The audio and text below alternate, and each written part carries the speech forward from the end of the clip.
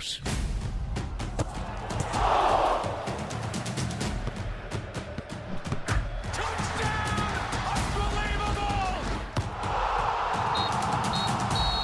O arranque do Vamos à Bola das Manhãs 360 com o jornalista André Maia. Olá André, bom dia, vamos aos destaques. Bom dia Maria João, saudades de futebol internacional? Hoje é o dia, o Santa Clara começa a epopeia de competições europeias, o torneio olímpico de futebol começa daqui a 1 hora. Neste Vamos à Bola olhamos ainda para um estudo da FPF sobre o VAR, dados positivos sobre os primeiros anos e deixamos uma pergunta, pode Portugal bater o recorde de medalhas? As previsões da Associated Press dizem que sim, vamos conhecê-las no Vamos à Bola de hoje. E André, é dado hoje o pontapé de saída dos portugueses nas competições europeias de futebol. O Santa Clara dos Açores estreia-se na Liga da Conferência. É uma competição nova da UEFA que começa nesta nova época e que quer levar o futebol europeu a todos os cantos do continente. Neste caso, literalmente, porque o Santa Clara tem uma viagem muito longa até à Macedónia. São 4.000 quilómetros, praticamente, para defrontar o Skopje, segundo classificado da Liga da Macedónia e que já começou a pré-época há algum tempo. Foi precisamente esse pormenor, ou por maior, que o técnico do Santa Clara, Daniel Ramos, destacou na antevisão ao jogo. Vamos ter pela frente um adversário que já fez 2 jogos, está ligeiramente, digamos, mais adiantado que nós, mas acreditamos que isso não é problema, porque a equipa demonstrou nesta pré-época que estamos preparados, tem dado bons indicadores, preparámos bem a semana, conhecemos, acho que razoavelmente bem, ou bem este adversário por aquilo que foi também um trabalho de casa e uma análise elaborada. Passámos essa informação para os jogadores e temos aqui uma ambição muito grande em conseguirmos fazer um bom resultado que nos permita na segunda mão podermos passar, que é esse o objetivo. Daniel Ramos aqui a antever o duelo de mais logo, a estreia do Santa Clara na Liga Conferência da Europa. André, esta aqui é a nova competição da UEFA que traz também regras novas. Exatamente, regras próprias, mas que vão também mexer com as outras competições, como por exemplo a Liga Europa. O jornalista Tomás Anjinho Chagas explica-nos como vai funcionar esta que é agora a terceira prova de clubes da UEFA. O objetivo da Liga da Conferência é trazer inclusão e competitividade às provas da UEFA. Para esta nova competição, o organismo dá a oportunidade a 184 equipas de participar, com pelo menos uma de cada país. Isto, claro, na primeira pré-eliminatória da competição. Neste caso, o Santa Clara entra em campo na segunda pré-eliminatória. Se apurar, segue para a terceira e só depois para o play-off, o último obstáculo antes da fase de grupo. Se lá chegar, vai encontrar uma estrutura semelhante à da Liga dos Campeões. São 8 grupos de 4 equipas, nos quais passam os primeiros de cada grupo aos oitavos de final. Já os segundos classificados têm a companhia dos terceiros lugares da Liga Europa que descem à Liga da Conferência para jogar um play-off e descobrir quem segue para os oitavos. São contas que o Santa Clara vai querer fazer, mas o primeiro objetivo é, claro, começar por ultrapassar o Skopje da Macedónia a partir das 7 da tarde. O jornalista Tomás Anjinho Chagas aqui com a explicação do modelo desta nova competição da UEFA, onde o Santa Clara se estreia esta tarde. O Skopje Santa Clara vai arrancar às 7 da tarde. E ainda em pré-época está o Sporting de Braga. Os bracarenses empataram ontem em casa com o Marselha em jogo amigável. Uma espécie de ensaio geral para a Supertaça frente ao Sporting no dia 31. Abel Ruiz marcou o primeiro para os guerreiros do Minho ao minuto 19, mas Dimitri Payet aos 52 fez o empate final 1-1. Foi o sétimo jogo da pré-temporada bracarense, o quarto empate, antes da Supertaça com o Sporting no dia 31. Os minhotos têm ainda um jogo amigável com o Paços de Ferreira, marcado para o próximo sábado. E olhamos agora para as conclusões de um estudo da Federação Portuguesa de Futebol, a que o Observador teve acesso. O vídeo-árbitro está a ajudar a evitar erros de arbitragem sem prejudicar o tempo útil de jogo. O VAR aparece em 6º lugar na tabela dos motivos que fazem os jogos perder tempo. Antes deles estão os lances de bola parada, os cantos e as substituições.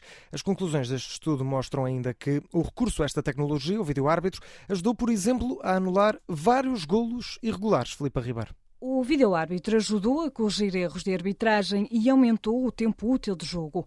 De acordo com o Portugal Football Observatory, da Federação Portuguesa de Futebol, nos últimos 4 anos, o VAR anulou 119 golos, 56 penaltis e 6 cartões vermelhos. Os lances mais revistos são situações de golo e de grandes penalidades. A cada 10 jogos, o vídeo-árbitro é utilizado em 4. É nos jogos dos primeiros classificados da tabela que mais se recorre à ajuda do VAR.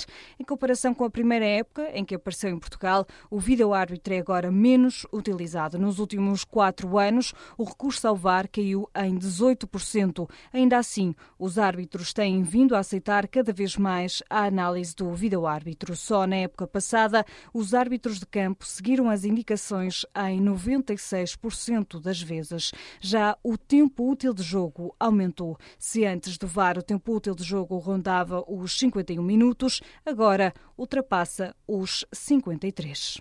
Filipe Ribeiro e as principais conclusões sobre o uso do vídeo-árbitro que chegou a Portugal na época de 2017-2018. Na análise a estes dados, o árbitro internacional João Pinheiro diz que não tem dúvidas de que esta é uma boa ferramenta para ajudar os árbitros a tomarem boas decisões. Com o passar dos anos, com a experiência dos árbitros, a vídeo-arbitragem está cada vez mais experiente, por assim dizer, está cada vez mais segura, cada vez mais a ajudar-nos no campo, e quem está em campo sente muitas vezes que pode estar à vontade, que na maioria dos casos vai ter alguém que o vai ajudar a decidir bem, para que no dia a seguir ninguém fale dele e não fale do seu trabalho, e que no final o futebol saia a vencer. João Pinheiro, árbitro internacional que esteve no Europeu de Futebol precisamente com a função de vídeo-árbitro. E tempo agora de olharmos para os Jogos Olímpicos, isto porque, André, daqui a uma hora começa o torneio olímpico masculino de futebol. E isto depois de uma madrugada com softball, mais uma, Maria João, mas agora com o Desporto Rei a começar às 8h30 da manhã com um Egito-Espanha. E se faltam argumentos para os nossos ouvintes sintonizarem este jogo, então eu dou alguns. Dani Ceballos, Dani Olmo, Marco Asensio, Paulo Torres, são alguns dos internacionais espanhóis presentes no torneio, alguns deles também com presença no último Euro 2020. Mais tarde, a partir das 9 da manhã, há um México-França com Guilherme Ochoa, André Gignac ou Florian Thauvin, são algumas das estrelas que vão pisar os relevados japoneses. E hoje ainda não há portugueses a entrar em ação, mas a expectativa aumenta, principalmente com a previsão da Associated Press. A agência de notícias prevê que Portugal faça a melhor prestação de sempre em Jogos Olímpicos. São 4 medalhas para Portugal e uma delas seria de ouro. De acordo com a agência Associated Press, Jorge Fonseca é o favorito para ser campeão olímpico de judo. As outras medalhas seriam uma de bronze para Pedro Pichardo e também uma medalha para João Vieira na canoagem e para Fernando Pimenta. E se a previsão da Associated Press não chegar, o banco de dados Best Sport vai ainda mais longe, dá ainda mais medalhas para Portugal. Seriam uns incríveis 6 pódios portugueses com títulos olímpicos para Jorge Fonseca, para João Vieira e depois para medalhas de prata e bronze para Bárbara Timo, Rui Bragança e ainda Fernando Pimenta e Pedro Pichardo. E falta agora saber se as previsões se confirmam. Esperemos que sim. No caso do ténis, conhecemos há umas horas o início do percurso dos nossos tenistas. Já se conhecem os adversários de João e Pedro Sousa. Vamos começar com o João, o número 137 do ranking ATP. Vai defrontar na primeira ronda o checo Tomás Machak, o 144 do ranking. Vai ser o primeiro encontro entre os dois jogadores. Já Pedro Sousa, número 120 do ranking, vai medir forças com o espanhol Alejandro Davidovich Fokina, o número 35 do ranking ATP. Pedro Sousa pode encontrar nos oitavos de final Novak Djokovic, o número 1 do mundo. Em pares, a dupla portuguesa de Sousas também já conhece o adversário, defronta na primeira ronda uma dupla de anfitriões. Do outro lado da rede vão estar Kini Shikori e o especialista de pares Beck McLaren. Agora é só esperar por esse momento em que os portugueses entram em ação. Exatamente. E não vamos à bola de hoje. Conhecemos mais um atleta que vai vestir as cores nacionais. E é uma das esperanças da natação portuguesa. Tamila Olub, atleta do Sporting de Braga, chega aos segundos jogos da carreira e os primeiros foram marcantes. Tinha apenas 17 anos nos Jogos Olímpicos do Rio de Janeiro em 2016. Agora, 5 anos depois, o objetivo está definido: levar Portugal a uma final de natação 37 anos depois. Aníbal Rebelo. A atleta do Sporting de Braga foi a primeira nadadora portuguesa a conseguir 2 mínimos olímpicos. Tamila Olub estreou-se no Rio de Janeiro com 17 anos. Isso na altura foi uma surpresa, agora é uma certeza. E os objetivos, esses, são claros. Seria uma final aos 1500, vai ser muito complicado. Neste momento uma final é quase equivalente a uma medalha para mim, porque a competição está muito dura. Por isso realmente o sonho seria uma final aos 1500 e uma semifinal aos 800. A preparação não foi fácil devido ao período de pandemia e ao adiamento dos jogos. Agora, com o aproximar da prova, a ansiedade aumenta, mas isso não é mau de todo. Estou-me a sentir muito ansiosa, na verdade. É uma sensação muito boa, porque se nos Jogos Olímpicos anteriores sentia que estava ansiosa por participar, neste caso estou mesmo ansiosa por sentir-me bem. Estou muito, entre aspas, preocupada em sentir-me bem na água, em sentir que tenho força nos braços, força na braçada, para poder competir com as outras raparigas, não é, das minhas provas. Por isso, para mim, o mais importante é mesmo isso, sentir-me bem, para poder desfrutar mesmo da competição e tentar o melhor resultado possível. A equipa de natação portuguesa já está há mais de uma semana no Japão e o mais difícil tem sido a adaptação ao horário. Não é fácil, vou ser honesta, já não é a primeira vez que eu venho para a Ásia competir, já tive os Jogos Olímpicos da Juventude em Nanjing, tive 2 vezes na China, tive também na Coreia do Sul em 2019, por isso já vinha a contar. É muito complicado porque são 8 horas de diferença e normalmente quando estás a treinar, especialmente de manhã, é a hora que tu queres estar a dormir.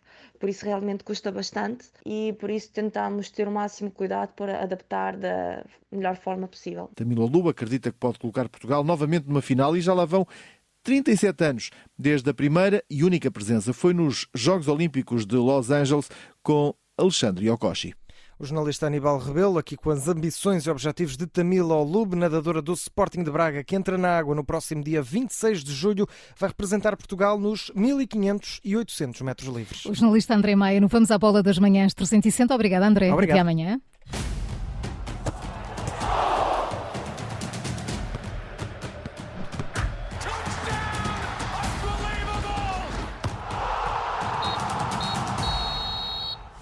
Obrigada por ter ouvido este podcast. Se gostou, pode subscrevê-lo, pode partilhá-lo e também pode ouvir a Rádio Observador online em 98.7 em Lisboa e em 98.4 no Porto.